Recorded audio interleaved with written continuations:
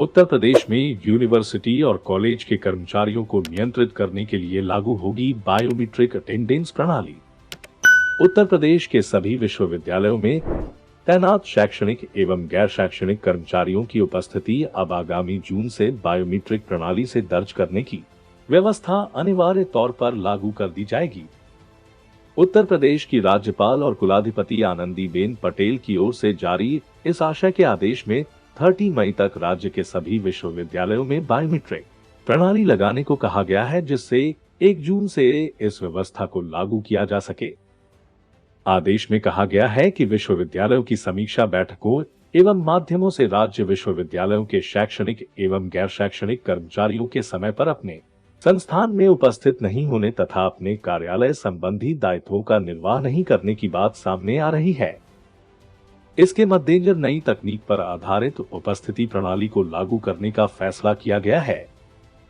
राज्यपाल द्वारा सोमवार को जारी आदेश के अनुसार मौजूदा व्यवस्था में उपस्थिति पंजिका के आधार पर कर्मचारियों की उपस्थिति दर्ज होती है।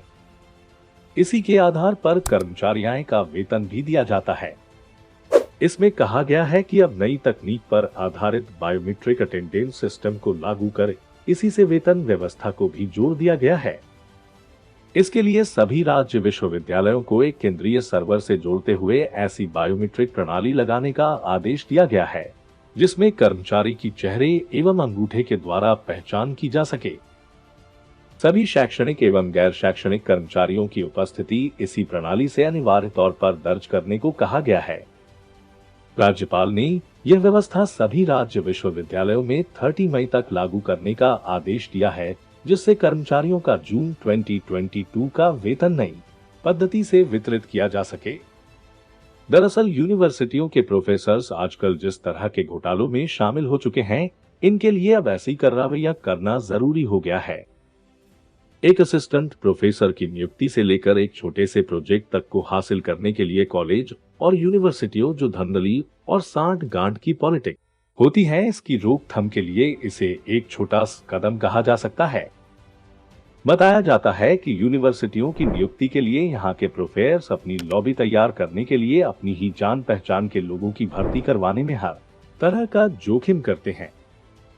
नियुक्तियों में केवल ये देखा जाता है कि किसके पास किस प्रोफेसर की सिफारिश है या किसने एक्सपर्ट या उसके जान पहचान के प्रोफेसर का झोला ढूंढने का कष्ट क्या है।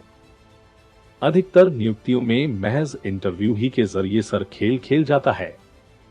किसी यूनिवर्सिटी या कॉलेज में पूरे 100 अंक का ही इंटरव्यू होता है, तो कहीं 20 अंक का, तो कहीं उससे भी कम, पर उसमें ही ये घोटालेबाज प्रोफेसर सारा खेल खेल लेते हैं।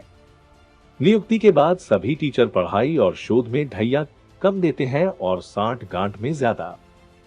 इस तरह की दूसरी खराबियों को दूर करने के लिए शैक्षणिक और गैर शैक्षणिक सभी कर्मचारियों को एंगेज करने की कोशिश की जा रही है, क्योंकि उनके समय पर अपने संस्थान में उपस्थित नहीं होने तथा अपने कार्यालय संबंधी दायित्वों का निर्वाह नहीं करने की बात भी सामने आ रही है।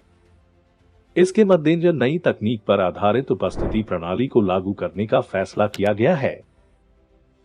हालात ऐसे हैं कि न केवल उत्तर प्रदेश बल्कि हर प्रदेश में बायोमेट्रिक सिस्टम लागू कर देना चाहिए।